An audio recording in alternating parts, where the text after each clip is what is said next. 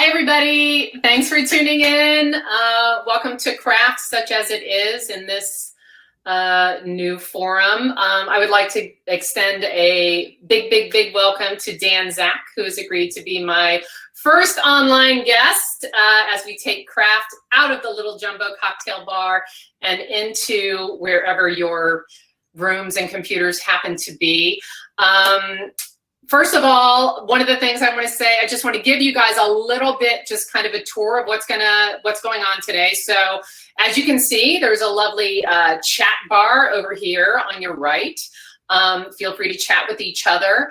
If you have a question, we're going to spend, about maybe 30 minutes just kind of talking back and forth, and then we're going to go to questions. There's a lovely little ask a question button right down there, down at the bottom. You can type in your question there, or you can vote up a question that if somebody put in that you were thinking of asking. We also have a little call to action button down there that says order books by Dan and Denise if you would like to. Those are being provided by the lovely Malaprops bookstore, independent bookstore here in Asheville, North Carolina. As you guys may know, many independent businesses, including independent bookstores, are really working hard to shift their businesses online. We are doing everything we can to support them. If you would choose to do that now or later or whenever, I think it's wonderful, or feel free to support the local bookstore in your area. It means a lot to everybody. So you can order books there. So Craft now, it was monthly when it was live here in Asheville. It is going to be weekly now. It's every Wednesday night, 7 p.m. Eastern. We have a great slate of people. We have journalists and authors like Dan. We have thriller writers, romance writers, all sorts of people coming through. If you click on my little head up at the top of your screen that says Denise Kiernan, you will go to the full Craft page and you can see the slate coming up for the next few weeks. Please feel free to register. Should be lots of fun. And at some point, I don't know when, but during the conversation, this is Craft. So normally if we were in the wonderful little jumbo cocktail bar here in Asheville, North Carolina, Shawl, the co-owner of the bar, would design and mix. Yes, that's right. So we're not there. I've got the 7-Up big gulp pour of my red wine here. Cheers, Dan. So if we were in Little Jumbo, Shawl would mix and design a drink specifically for the event. He did design a cocktail specifically for Dan, and I have the recipe all up here. I'm going to post it on my website later. I will share it with you shortly. But if you have any questions or anything's going on or you can't hear or something like that, I do have someone helping me out. Hi, Lauren. So just put a note in the chat if there's an issue, and that'll be it. But right now, hi, Dan. Hi, Denise. How are you? I'm good. It's good to see you. So thanks for doing this. And, we met each other 3, 4, 5 years ago, maybe when Almighty came out. Yeah, which was just over 4 years ago, I think. Yeah. So we met there. We did a lovely talk at another wonderful independent bookstore, Kramer Books, in Washington, D.C. And you're in Washington right now, yes? I am still in Washington, yes. I have no place to decamp to. These people with houses, other places, second homes. Yeah. I've been here for the duration, so. All right. Locked down. Mm-hmm. Locked down. Mm-hmm. So one of the things I wanted to talk about as a writer and as a reader. So Almighty, well, first tell a little bit about Almighty and what it's about, and then I want to kind of talk about how that book came to be. Sure. Thanks for having me. No one's ever made me a specialty cocktail before, so it's a really nice feeling these days. The book is about nuclear weapons and anti-nuclear activism. And it grew out of an incident that happened at a weapons facility in Oak Ridge, Tennessee, now 8 years ago, when 3 senior citizens, peace activists, broke into a nuclear weapons facility. It was one of the most serious breaches of nuclear security ever in the United States. And I thought that strange occasion was kind of an inciting incident for a way to explore the American nuclear identity, our history, our present, our future, why anti-nuclear activists have been doing this type of thing, breaking into weapons facilities for decades. And so I kind of used that event as a way to kind of examine something much broader about our relationship to nuclear weapons. So it's a nonfiction, kind of part history, part kind of courtroom drama, nonfiction book that came out 4 years ago. Yeah, no, I loved it, and I always find it fascinating that when you think about something like nuclear weapons, nuclear energy, something that it's not this thing that exists in the past. It has a huge bearing on our present, on every aspect of our existence on this planet.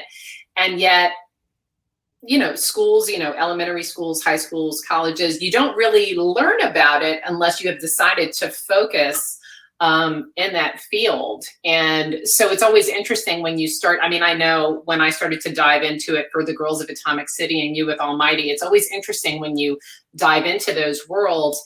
And it's just amazing the depth of information that's there. Were you surprised at just like how much there is to understand, not just about, you know, the World War II history, but what's going on now?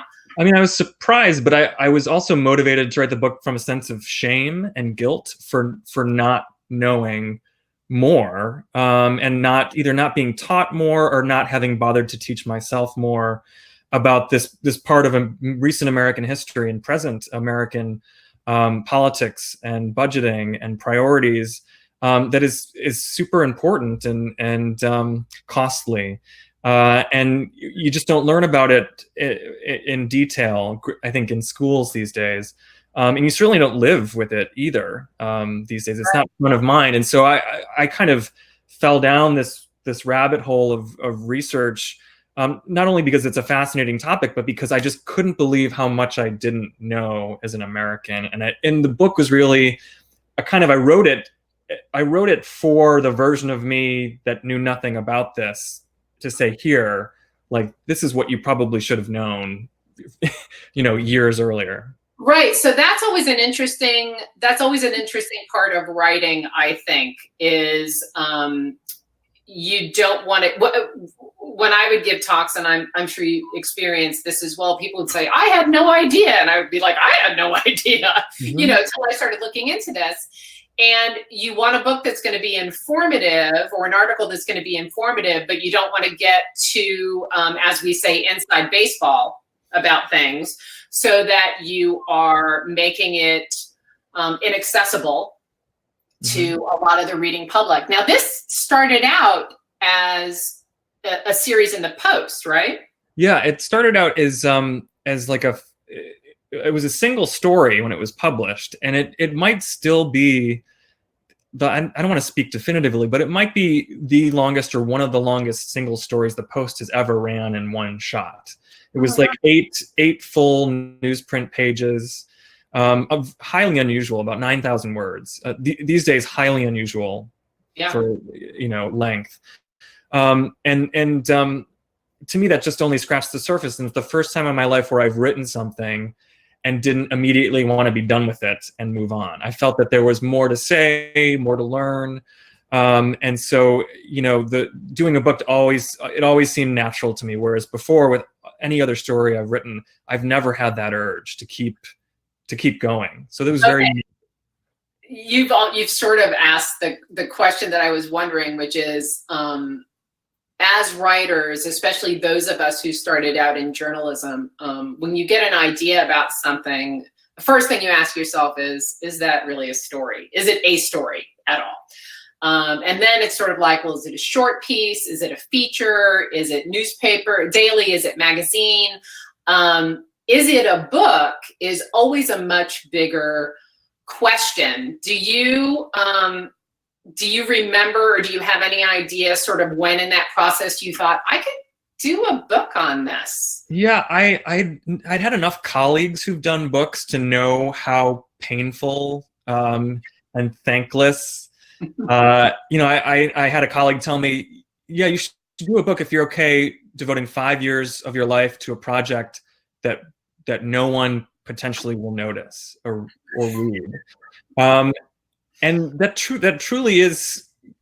I was fine doing this book because I did feel it satisfied that kind of requirement. I felt like I had to do the book. I felt like I don't really believe in this stuff. I felt like I was meant to do the book.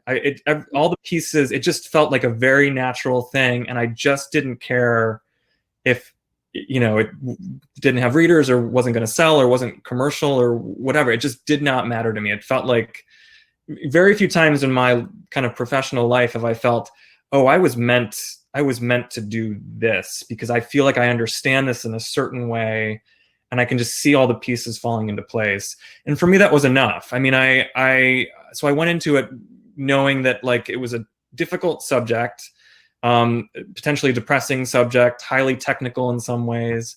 But I felt like I could give my best shot in rendering it into something interesting and readable for people like myself. And it just didn't matter if there would be no readers. I just felt like this was something I was supposed to do. And that was enough feeling, that and having the kind of endless appetite for research, for learning about it. You know, as a general assignment reporter, I'm always going from topic to topic. I don't focus on something. But this was the first time when I landed on a topic where I was like, I don't mind looking into this for 3 years and living with this for 3 years. And I knew that was such a rare thing that I wanted it to happen. I felt like it was meant to be.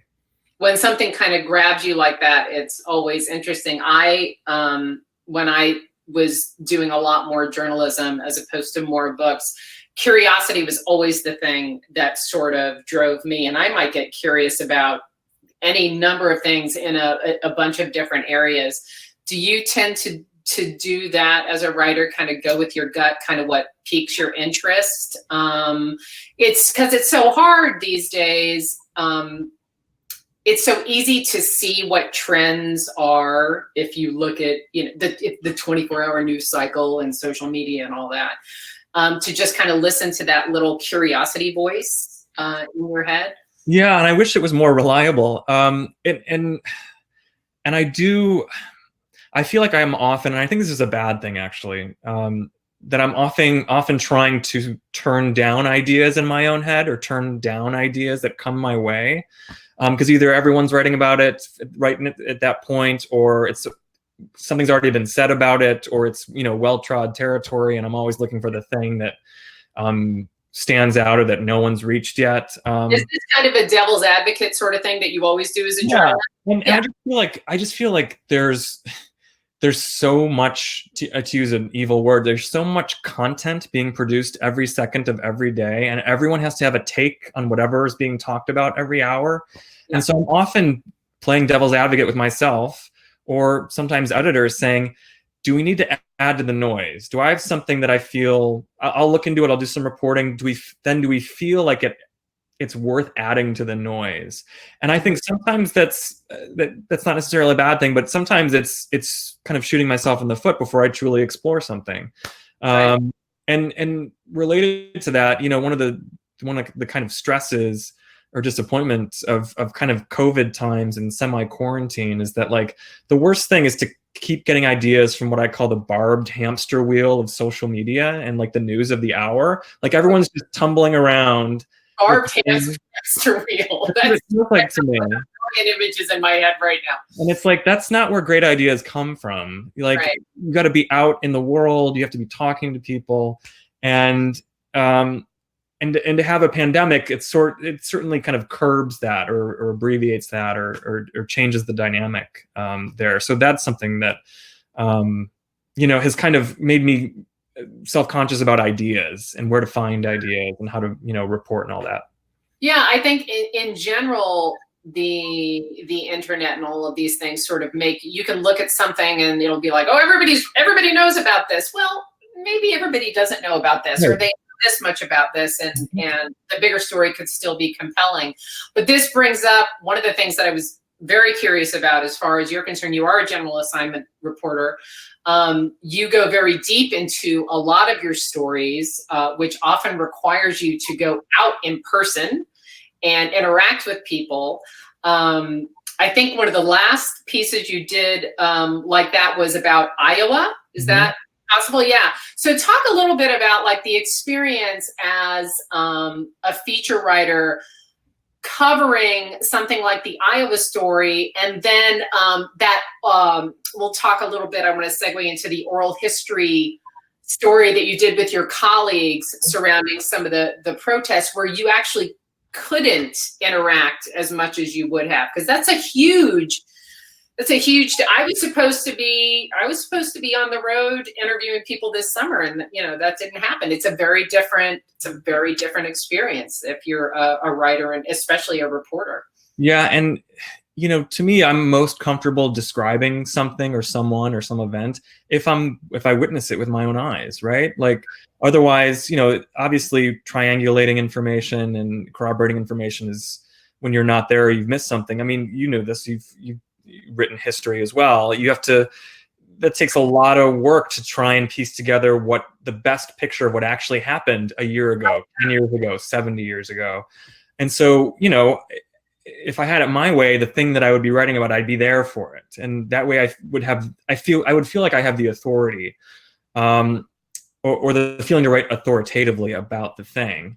Right. And so the Iowa piece, that I kind of got it. That was a week's worth of reporting in January. Oh, and I'm sorry to interrupt. So the Iowa piece is this really interesting feature about why is Iowa first? Yeah.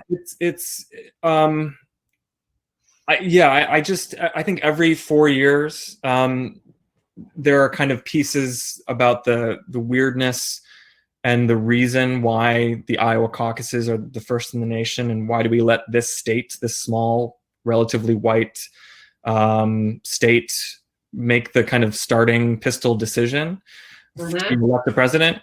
And I kind of knew that those pieces were coming, and I wanted to go there, a few weeks before the caucuses and write a piece that would publish before the caucuses that kind of gets beyond the kind of stereotype and the trope of, who are these people and why do we let them make this decision for us? And so I ended up, being able to be there for, I think, 5 or 6 days, drove 800 miles, stayed in a different hotel or motel every night, just flying by the seat of my pants, arranging, interviews at coffee shops, drop-ins at family farms, and just anyone, and candidate events as well, because they were all there at the time, before the winnowing happened. And that was really one of the last times that I was able to feel, or to do that kind of on the ground reporting, which for me, there is nothing more energizing than that type of reporting. I mean, it's exhausting, but I come out of that feeling so alive, because it's like plugging yourself into the socket of humanity. You're out there talking to people about their lives, and it sounds so trite, but that's the best part of the job. And so I'm super thankful I was able to do that, and then write a long piece about kind of the heart and soul of Iowa. And I think that ran before the caucuses, and then within a month, it was kind of pandemic time. You always get things you're never expecting under those circumstances too. I mean, you might go out there with your research and your questions and all of this, and some situation or some individual will always present something to you as a reporter that just makes you go, oh, okay. Yeah. Wasn't anticipating that at all. And if you're present for that, and you can, like you said, plug yourself into that, you can set your entire line of questioning off in a different direction. It can enhance, different avenues that you were thinking of going down for the piece. So now you can't do that, right?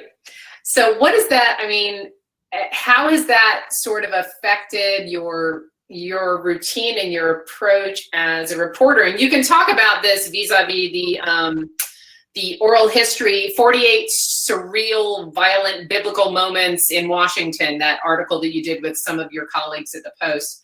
or just talk about it in general. But that was one article I personally really, really liked, and was just kind of curious about how it came together and sort of how life has changed for you as a reporter under these COVID conditions. Yeah. So unlike some of my colleagues, I have plenty of colleagues, especially younger colleagues, who have been out in the streets, basically since May. You had the pandemic started, but then you had all the kind of civil unrest happening starting in May. And so I have to hand it to my colleagues who have been the ones who've been in the streets. They're in Portland right now. They're everywhere, and they're very intrepid. I myself have basically been reporting from home on my cell phone. These days, a reporting trip requires extra discussion about, is it worth it? What's what is our goal here? All that kind of thing. And it's frustrating. But I think it's possible to report and write successfully just by phone. I mean, the piece that you mentioned, the oral history. So this was just after the president ordered, or allegedly ordered, Lafayette Square to be cleared. And authorities used tear gas and other dispersants to get rid of the crowd. And then he went over to St. John's Church for what turned out to be a photo op. Editors wanted. We've done several oral histories during the Trump era because it feels like so much happens moment to moment, and one monumental thing happens, and then another monumental thing happens, and you kind of lose your orientation. It's quite disorienting. And so there are a handful of times over the past 4 years where we've decided to employ the oral history format to apply kind of this historical structure or lens to a thing that just happened. Right. Because it kind of encapsulates or stills the moment for some kind of instant reflection. And so we thought that this moment in Lafayette Square deserved that treatment. And so it was basically, an editor saying, we want this. And I said, okay, I need help. And got four different colleagues and I divvied up the work and just made calls. You're doing phone reporting. And you're gathering people's perspectives from kind of a diverse geographic set. People who were there, people who were watching on TV, people who were in the White House at the time, people who were on the walk over with the president. And just from that phone reporting, you can evoke a sense of time and place and drama, which I think we were able to do with that oral history. But it was, I think, a lot of work. And we did it in like 36 hours. We were 5 of us working at it, working the phones. Oh yeah. Oh my gosh. It was a feat, and we pulled it off. And, you give a newspaper reporter a deadline and there's nothing more energizing, we're going to hit that deadline. So that was all done by phone. The vividness comes from the people who were there transmitting their experience to you. And us weaving it together. That's fantastic. It is an incredibly vivid piece, and you actually feel like you are you're there. What right now, if you can, what right now do you want to focus on? Are you looking forward to focusing on? There are so many in this age of. We've talked about social media a little bit, and it can be really sometimes I feel like I'm just being batted around by the things I see online. How do you, as someone who's a member, not just of the media, but at the Washington Post, which is certainly a very high profile newspaper, how do you sort of maintain that focus on what sort of speaks to you and what, as a writer, you want to focus on when you're constantly bombarded by not only information, but what everybody else is deciding to amplify, right? Because you go to any of these outlets and it's like, well, everybody's writing about this. Should I be writing about that? I want to actually do this over here, but everybody's doing this over here. Maybe I should do that. How do you balance that out on a day-to-day basis? I mean, I think I kind of have the luxury. The nature of my job at the Post allows me time to think and time to report in a way that, you know, plenty of my colleagues are beat reporters, where they or political reporters, where they have to be on top of news, breaking news, or they're breaking news themselves of, you know, on matters of great import, where they have competition to break that news. You know, very demanding beats. And I'm in a part of the newsroom with other general assignment feature writers where, yes, we sometimes do have to do quick turnaround deadline work, but we also have the luxury of kind of sitting still and taking our time almost. I mean, to kind of give you an example, you know, there's when back in normal times when something national news would happen that the Post would kind of cover over weeks, you know, you'd have your frontline people go right in and report the news as it's happening. And then I always considered myself kind of the second wave, who would go maybe a week after the thing happened, like a mass shooting, for example, and do kind of a slower, higher altitude piece that is more, I don't know what the right word for it is, but less tied to the breaking news or you know, more just kind of a step back piece. And so I'm very fortunate that I have a job that allows me to do that. So it's no special kind of skill of my own to kind of slow down and do things. I'm supported in slowing down and taking my time with things by the Post itself.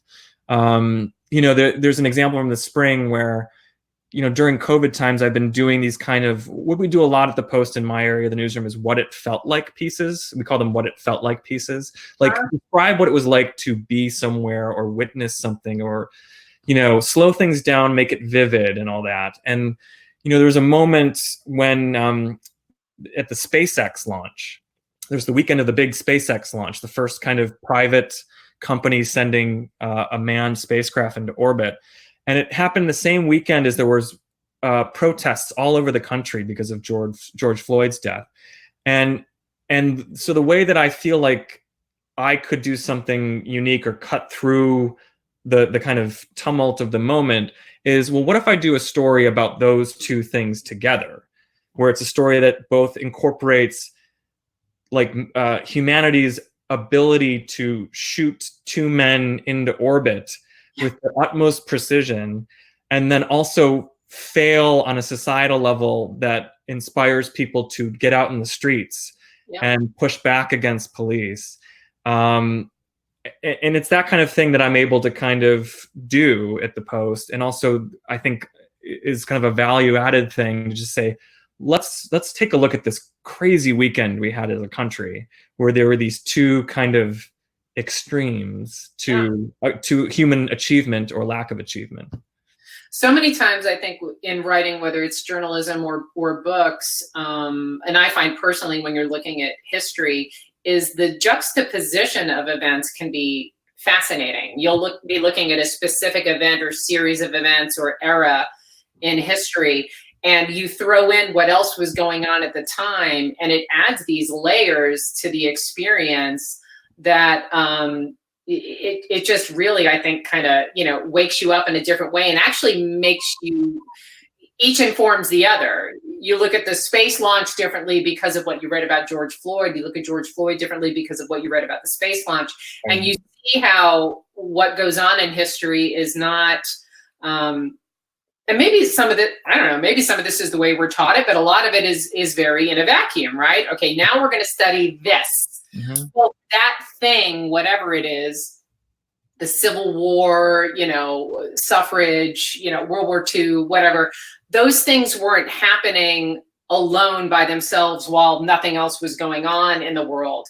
And sometimes when you look at sort of the daily struggles and just successes or whatever that were going on at the same time, it really, I think it kind of makes you look at your present a little more differently as well. Yeah, and I just feel I have this kind of natural instinct as a journalist and as a writer to fall into this habit of talking about the United States as a whole, rather than as this like atomized, hyper partisan thing, even though that's what it is. But I find that some of my writing attempts consciously and subconsciously to kind of remind that we're actually like a single nation dealing with these things, and that we're all not just in our own little silos.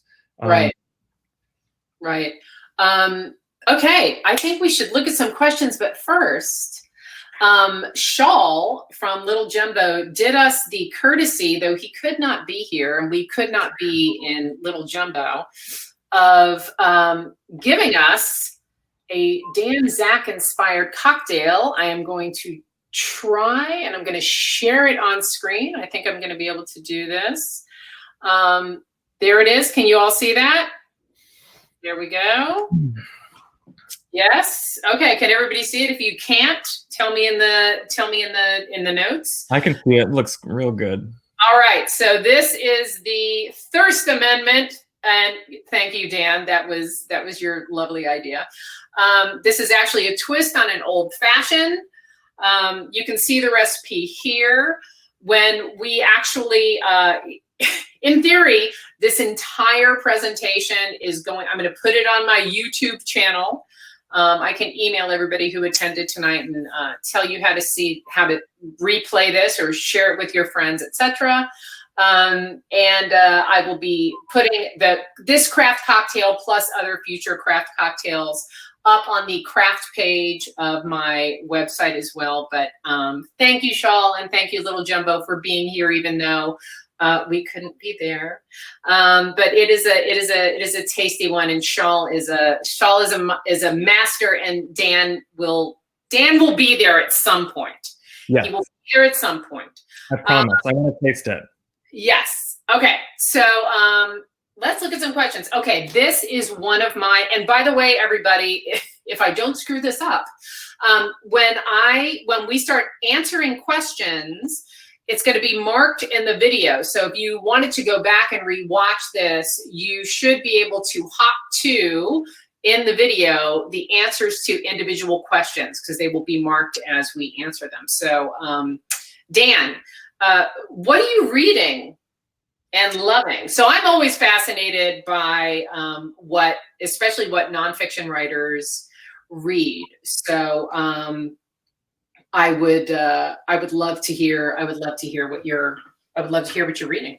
Sure. I'm a very slow reader. It takes me a while to read. So right now I just started a book called Begin Again, which is it's not a biography of James Baldwin. It's like half biography, half the author memoir, half collection of essays on the American experience. I just started it. It's by Eddie S. Glaude Jr., who I think is a history professor. But it's about his experience kind of reading James Baldwin later than he thinks he should have in his life. As an African-American professor, and about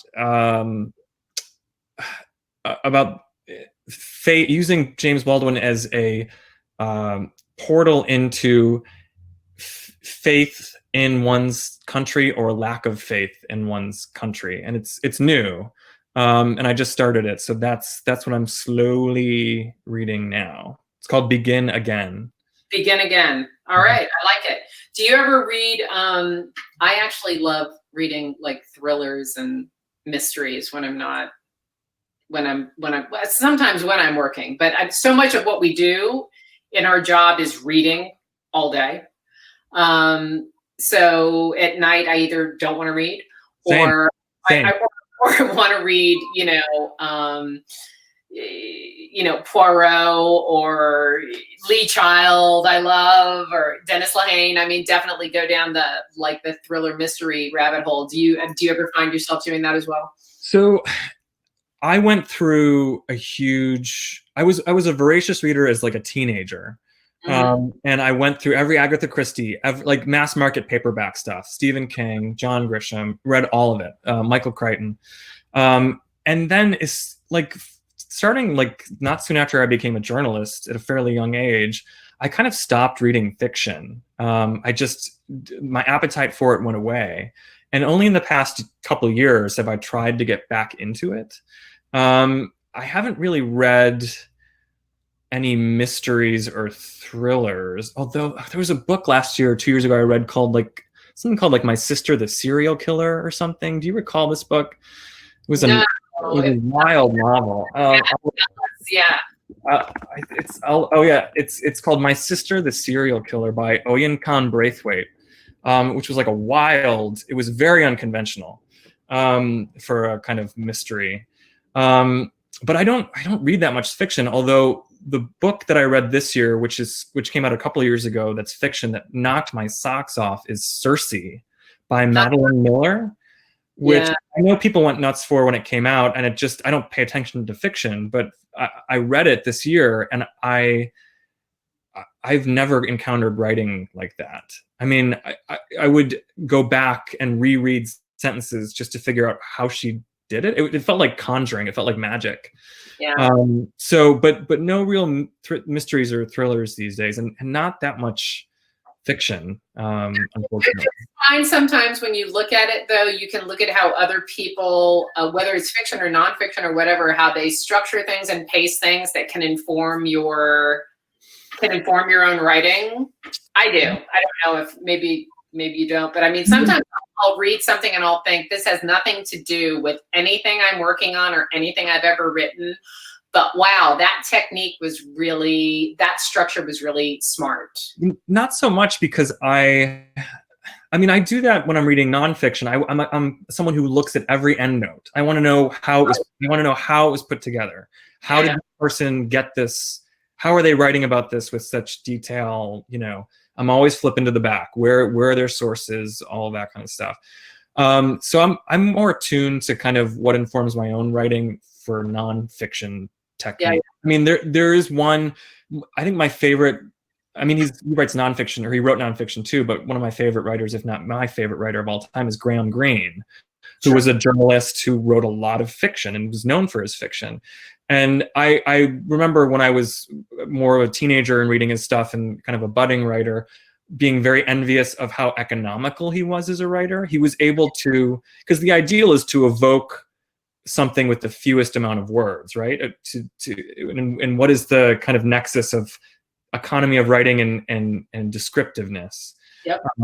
And he, to me, has always been able to do the most with the fewest words.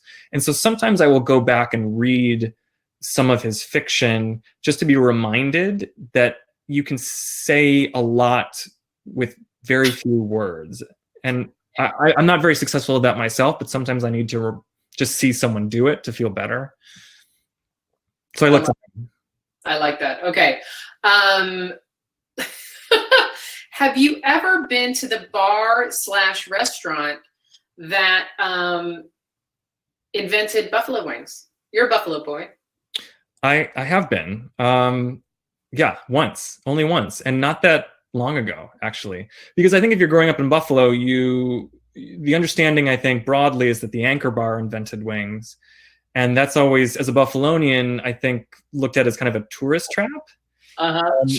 And that a Buffalonian would tell you that Duff's has better wings. Okay. And that's where I would go if I wanted chicken wings. I would go to Duff's first. But that's just me. I don't mean to disparage any Buffalo institution, but I have to say I've been to Duff's far more than I've been to Anchor Bar, which is one.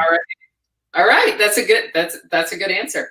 I like this one. Is there a fictional TV show or movie that you feel does a good job portraying the realities of the nuclear threat? Can you think of? I mean, it's not a TV show and it's an older movie. Does that count? Are they asking any fictional TV show or movie that you okay. Yeah. Okay. One that tried to and just kind of missed the mark? So my favorite movie about nuclear weapons or nuclear warfare is a movie called Testament, which came out on PBS in 1984, and it was so well received that they released it theatrically. It stars Jane Alexander, and it's about a family, and I think Southern California, and there is some kind of nuclear event, explosion far away, and you never see it. You never see any warfare or fighting. There's just something catastrophic that's happened beyond, and the movie is entirely about a community and a family coping with the gradual fallout and people dying. And it is the most beautiful, it's so beautiful. And there's no pyrotechnics, there's no warfare. It's just about what happens to a little town and a family and a mother having to deal with the consequences of something cataclysmic that happens far away. So it's a beautiful drama, and it's a beautiful representation of kind of the threat, the real threat, to most people of nuclear warfare. It's, yes, part of the country could be incinerated, but then there's all the people who survive who have to deal with the consequences. And Testament, I don't even know how you find it these days. I doubt it. Just gonna, I didn't want to stop you because I liked what you were saying, but yeah. Joe put in the chat. Oh, yeah. There's the IMDb page. So maybe it's streaming somewhere, I don't know, but I remember having to find a VHS years ago to watch it. And it's, I think it's just, it's not as well known as obvious movies like Doctor Strangelove, or, you know, it was really good as a TV series, on like WGN, whatever station that is, called Manhattan. I don't know if that was on your radar a couple of years ago. It was canceled. I saw one or two. I kind of like that. That's a more recent example. But if you can get a hold of Testament, it's really just beautiful and sad. But wonderful. No, but I think any story that deals with something that's so big and political but brings it down to the personal is always super effective. It allows you an entry into what might otherwise be a very difficult story via personal experience, and that personal experience is often something we can all relate to. Mm-hmm. How did your process for Almighty? Did your thesis evolve much during the writing process? And when did you know you were finished? When did you know you were finished is always one of my favorite, because I am never finished. I am notorious. I hate when you actually have to do readings during interviews. If someone says, "Can you just read?" Because then you read and you're like, "Oh, I would do that differently now." It's the same thing. In my mind, I've never finished a story or a project. I've surrendered it. Give up. Yeah, totally. You're out of time, and this is the best you can do in the time you have. And it's like that for a story that I write in a day, and it's like that for a book that I worked 2 or 3 years on. So there's many things I would go back and actually finish and redo, but you only have so much time. As far as the thesis, I mean, my goal was always to use those 3 senior citizens breaking into a nuclear weapons facility as, what's that? Including a nun. Oh yeah, I mean, that's the reason that I kind of got interested in it. One of the people who broke in was a then 80, she's now 90. She was then 82-year-old Catholic sister who broke into this weapons facility, and is a former Catholic student, 12 years of Catholic school. That was quite tantalizing for me. And so the goal was to figure out, why did these people do this, and what does it mean that they did it and were so successful doing it. And as soon as I started to answer in my story for the Post about why it was so easy for them to do what they did, I was like, oh, there's a lot going on here about the nuclear security enterprise, the bureaucracy that supports it, Oak Ridge itself, which you know well. That was like, okay, I want to flesh all this out. So my only thesis was, I just want to describe this event and why it happened and what it means, and I pretty much stuck with that. Okay. This is a question I ask myself, and I've been asked many times when I've given talks. Why do you think we're not taught more about nuclear history? I mean, I get asked that. I get asked that question. I have had teachers come up to me at talks saying, help, you know, where can I find stuff? Is there anything for, you know, and it's, considering it has such an incredible impact on everything, really. The economy, you know, geopolitical relationships, all that. I don't know. I don't know that there's an answer, but I get asked that question a lot. So. I mean, my answer is because it doesn't conform to our self-identity as an exceptional nation. I think that, you know, to talk fully about the history of nuclear weapons means talking about huge wastes of money, environmental impact, you know, bombing the hell out of not only the Marshall Islands in the Pacific, and displacing and exiling the Marshallese people, but bombing the hell out of Nevada and sickening generations of people in St. George, Utah, who were downwind. You know, there's, if you talk about the topic with any degree of completion or responsibility, you were talking about waste and abuse and death and mismanagement, to put it lightly. And I don't think we like talking about that, because I don't think we like owning up to our failings in an educational way. And right. And it's more comfortable to talk about nuclear weapons as, well, we had to get one before Hitler did, and then we had to use it on Japan to obviate a land invasion and end the bloodiest war in human history. But the history does not end with Hiroshima and Nagasaki, as you know. It goes on to the present. And the farther away you get from World War II, the more discomforting it is to talk about, because you don't have that us versus them. Well, we do said us versus them, and as you were talking, I was thinking we do have a tendency to really move toward binary stories, right? You know, good versus evil, right versus wrong. And there is so much more, not just to this particular aspect of history, but pretty much every aspect of history. Mm-hmm. And it is in that complication, in that layering is often things that are difficult to talk about.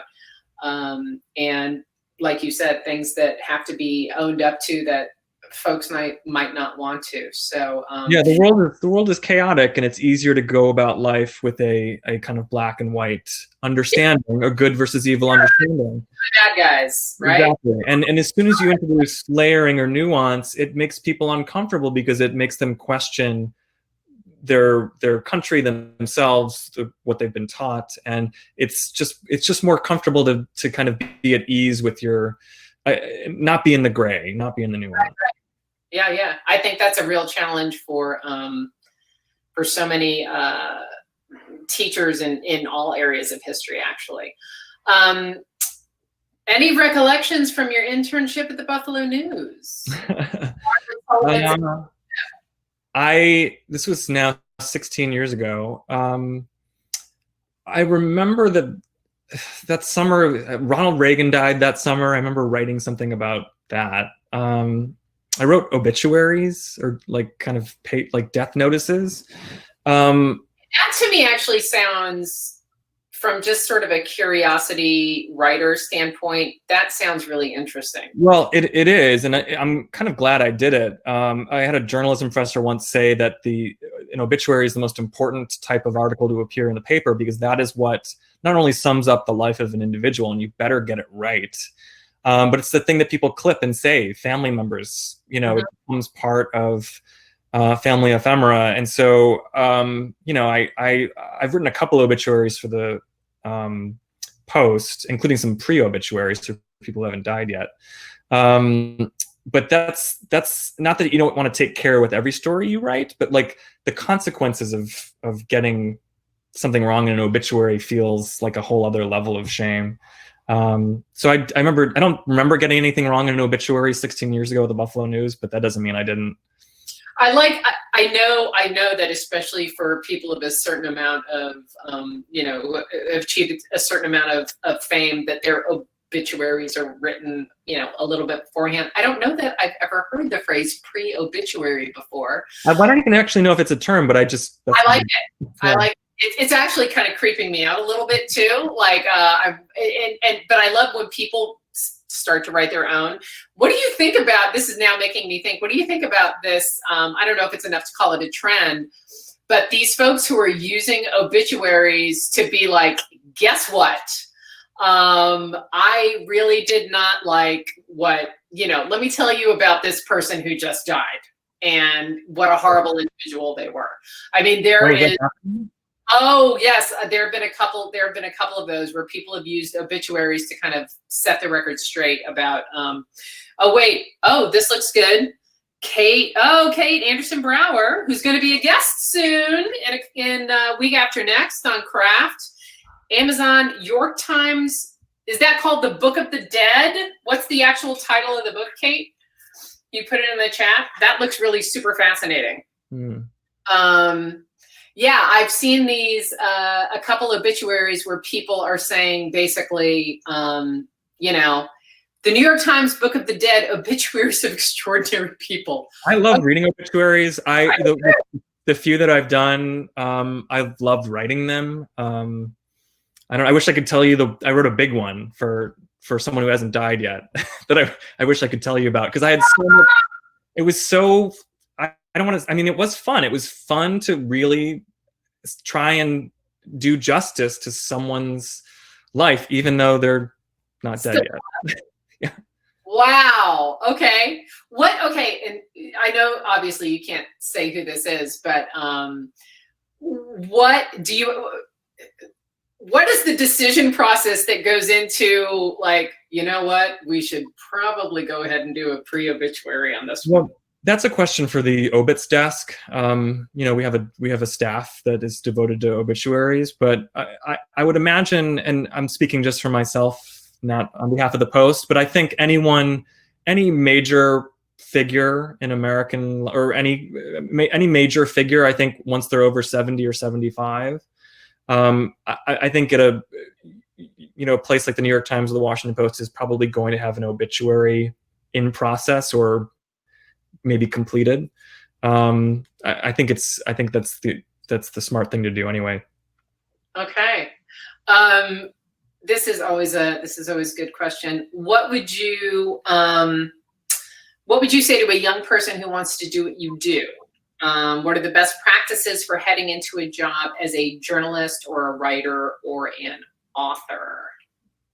So I can't answer that because the last time I looked for a job in journalism, everything was completely different. I started at the Post in 2005. And there's an entirely different world in media then.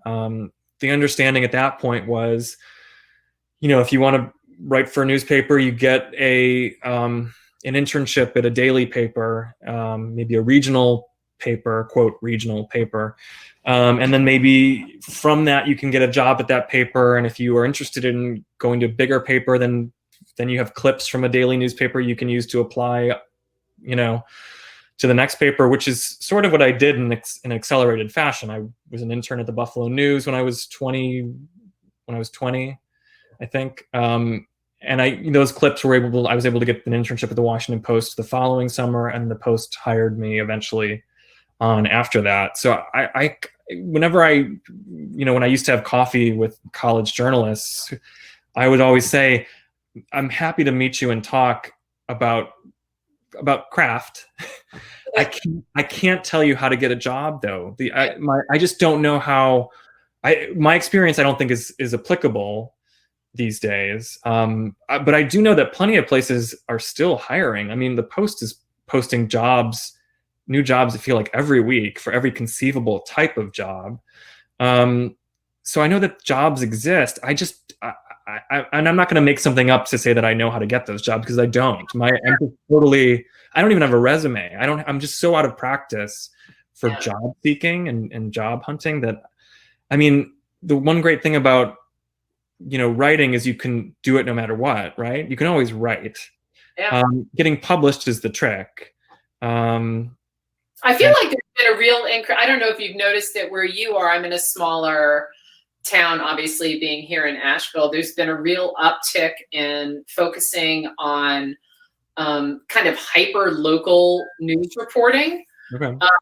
which just really focused on the issues, almost like, I don't want to say like it used to be when, here's what happened at the school board meeting. Here's what happened at the city council meeting. And so much of what we see now is so very national, international, because we have via the internet and social media access to all these different stories and this kind of 24-hour cycle.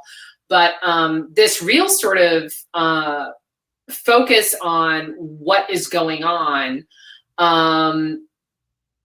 right around your corner and how it actually speaks to the national conversation. Yeah, I mean, I kind of mourn the kind of local reporter. I mean, there's still local reporters. In fact, there's a great piece that just ran in the Times a month or two ago by Dan. I think Dan Barry wrote it, about the last local reporter in Pottsville. I think it's Pottsville, Pennsylvania. But it was a profile of this reporter. But it was also about kind of what it takes to be that type of journalist and how indispensable that type of journalist is. And if those jobs are still gettable in smaller markets, like if you want to be a journalist, that is a way to be a big fish in a small pond and do really impactful work and important work too. Absolutely. Have you read Bob Woodward's new book? This new one that just caused a stir today? Yeah. No, Bob didn't leave a copy on my script yet. No, he was supposed to. Give you an answer. Okay, are you gonna read it? Maybe. All right. I read very slow, as I said, so we'll see if I get around to it. Okay, as a social scientist. Oh, how do you manage your archives and the documentation you gather, like when you were working on Almighty? We're in two boxes. And oral history that you have tackled. Yeah, I hope I got that and the gist of that right. The stuff for Almighty it's basically in two bankers boxes in my storage unit. Mm-hmm. It's dozens of notebooks and manila folders and labeled with different things and business cards, and it looks like the kind of ephemera of a mentally ill person. Just all the crap from research and all of that just in my storage unit downstairs. And there's digital stuff and Word documents on an external hard drive that I have. And then also the stuff for the oral history, or yes. Do you manage archives and the documentation you have gathered, book references, and etc.? This is a scientist asking this question about sort of how you gotcha all of this, which is I feel like my process is constantly evolving, and the more things that are available. Digital, it used to just be you made photocopies and everything was paper and that was it and you had to figure it out. But that's constantly changing too. Yeah. I don't know, for the stories for the Post, I'm always working kind of in a Word document. There's one Word document per story that has tabs and different sections based on notes and interviews and all that. But a book project, as you know, is very different. You just accumulate and accumulate. It's not just digital stuff. It's paper and notebooks and all of that. So having only written one book, I just have two boxes that are filled, whereas you probably have.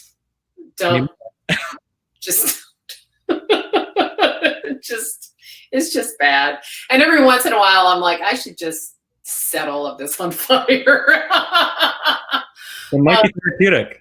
It's because you end up saving things that you think you might use and then you don't, and then you're going through like your first revision and you're like, oh wait, maybe I do want to use that thing. No, I don't want to. Oh my God, where's that thing? The thing that you were pretty sure you didn't want to use. Right. It's this constantly evolving thing. So It's been an hour already. Wow. Thank you so much. So everybody, basically, yay, Dan. Thank you for coming. I'm not doing anything. It's a pleasure. No, this is great. This is the most social I've been in months. Same. And next week, you guys, if you click on, I was going to put a little button down here, and I don't know if I can anymore. But if you click on my little head up on your screen, you can register for next week's event, which is Lydia Denworth, science journalist, amazing woman who wrote the book Friendship, which just came out this year, got a lot of good press. And goodness gracious, don't we all want to talk about and think about the science of friendship right now and how important it is in our lives. I will be posting this up on YouTube. I know I can figure it out. I will also be putting it on my website, and I'm going to put the craft cocktail up on my website too. That's something we're going to keep doing. Thank you to Malaprops for selling books. Support your local indie. Thank you to Dan for coming out and being a good online guinea pig for me. And thank you all for coming and bringing great questions and all of that. And with that, I think we will sign off. Thanks, everybody. Thank you. Bye. Bye.